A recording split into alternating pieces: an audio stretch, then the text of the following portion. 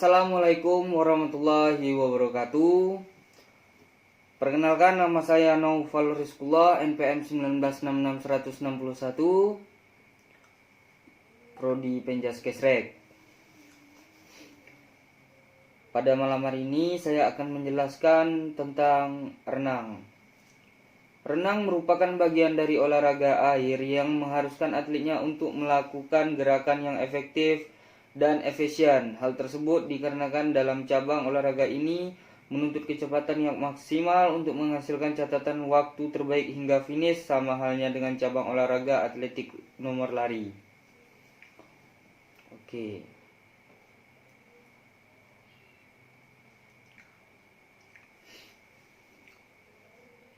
Sebagaimana yang dikemukakan oleh FINA atau Federation International Nation Amateur, diantaranya adalah gaya bebas atau freestyle, gaya punggung atau backstroke, gaya dada atau breaststroke, gaya kupu-kupu atau butterfly stroke.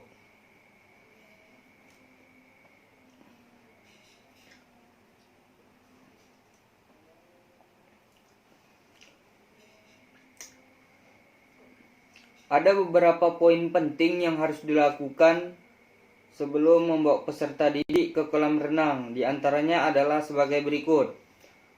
1. Guru mendata jumlah siswa yang ikut ke kolam berenang. 2. Memberi pengarahan untuk tidak bermain dan saling dorong di kolam renang. 3. Memperlihatkan kedalaman kolam renang. 4. Tidak membawa barang berharga, karena di kolam renang merupakan fasilitas umum agar tidak terjadi kehilangan. Yang 5. Menggunakan pakaian renang yang sepantasnya. 6. Siswa tertib saat memasuki kolam renang dan memperhatikan instruksi guru sebelum dan pada saat pembelajaran. 7. Memperhatikan barang bawaannya untuk disimpan rapi dan tidak sembarangan. Oke. Media pembelajaran renang. Kegiatan pembelajaran adalah inti penyelenggaraan pendidikan yang ditandai oleh adanya kegiatan pengelolaan kelas antara guru dan siswa, penggunaan media dan sumber belajar, serta penggunaan strategi pembelajaran. Semua hal yang berkaitan dengan hal tersebut merupakan tugas dan kewajiban guru yang paling mendasar.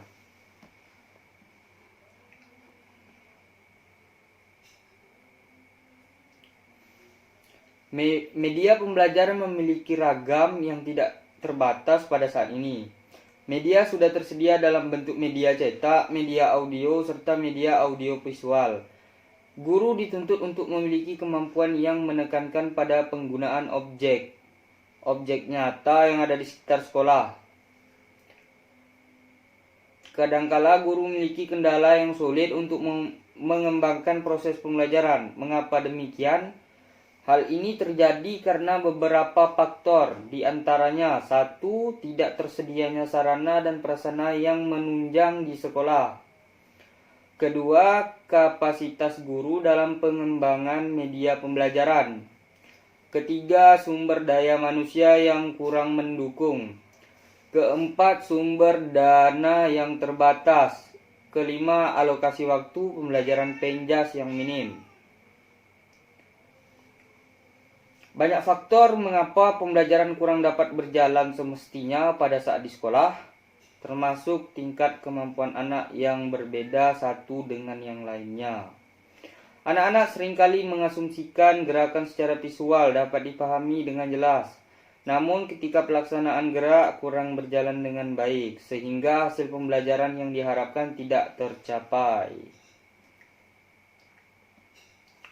Beberapa peralatan yang sering digunakan pada proses pembelajaran atau pelatihan. Yang pertama adalah pelampung atau kickboard. Pelampung merupakan salah satu media alat bantu yang digunakan untuk melatih atau mempelajari gerakan kaki dalam renang. Alat ini ada yang terbuat dari bahan plastik maupun yang terbuat dari busa yang tingkat daya apungnya tinggi. Yang kedua yaitu adalah kacamata renang atau goggle. Kacamata renang sangat penting digunakan untuk melindungi dan menghindari iritasi pada mata terhadap air kolam renang yang diberi klorin atau kaporit.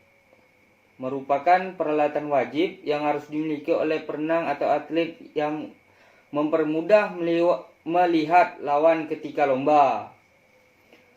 Yang ketiga yaitu adalah kaki kata atau fins. Kaki kata digunakan oleh atlet untuk mendapatkan kecepatan renang secara maksimal pada saat latihan, serta menguatkan gerakan kaki pada saat renang. Sedangkan bagi pemula membantu agar melenturkan dan meluruskan kaki pada saat renang, karena posisi kaki pada saat di darat dan di air sangatlah berbeda. Posisi kaki pada saat renang mengharuskan punggung kaki dalam keadaan lurus dan fleksibel. Yang keempat ada topi renang atau swim cap. Topi renang memiliki manfaat agar pandangan pada saat renang tidak terhalang, yang menyebabkan gangguan dan tidak terkonsentrasi. Melindungi rambut dari air kolam yang terkena klorin, agar pada saat pengambilan napas mulut tidak terhalang oleh rambut yang mengarah ke wajah, serta mengurangi hambatan atau resistance.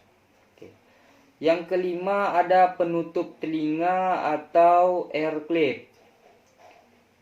Keluhan pada saat renang adalah air masuk ke telinga yang mengakibatkan rasa tidak nyaman.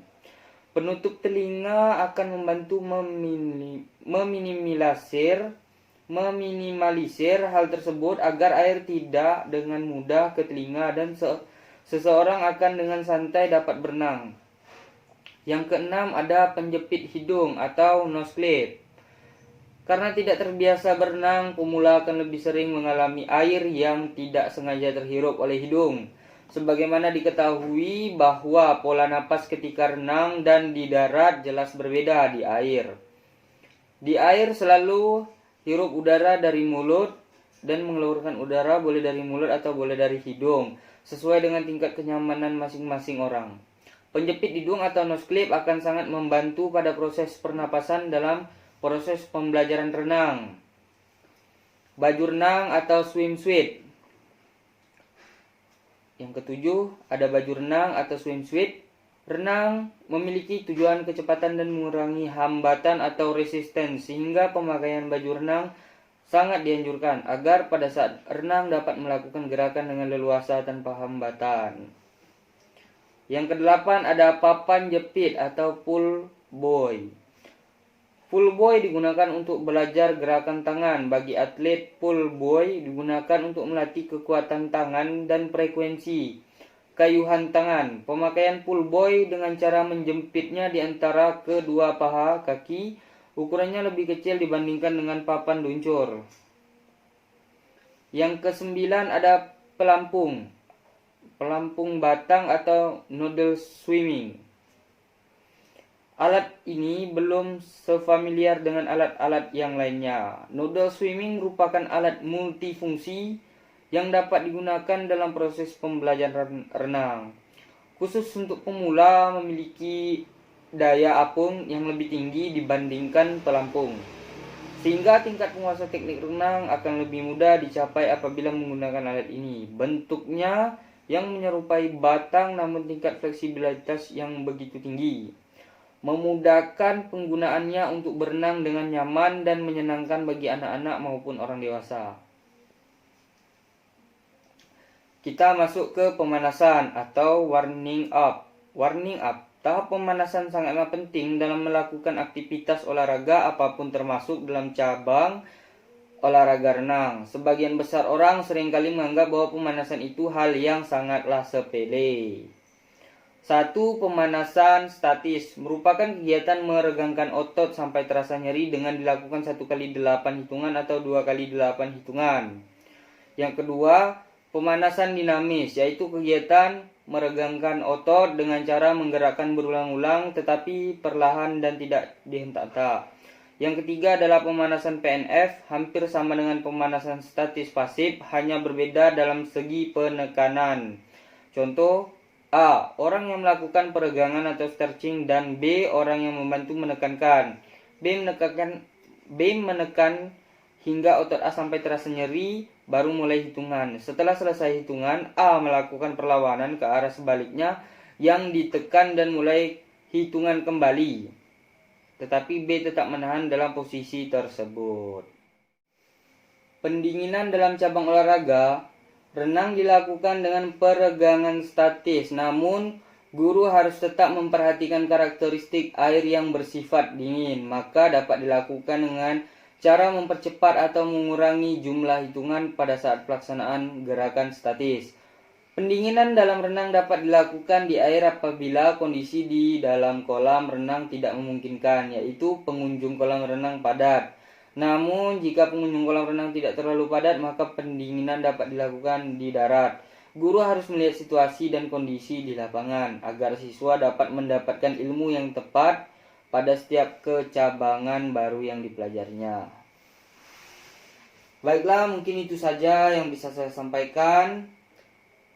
Apabila ada kesalahan, saya mohon maaf karena kesalahan hanyalah milik saya semata dan kesempurnaan hanyalah milik Allah Subhanahu wa taala.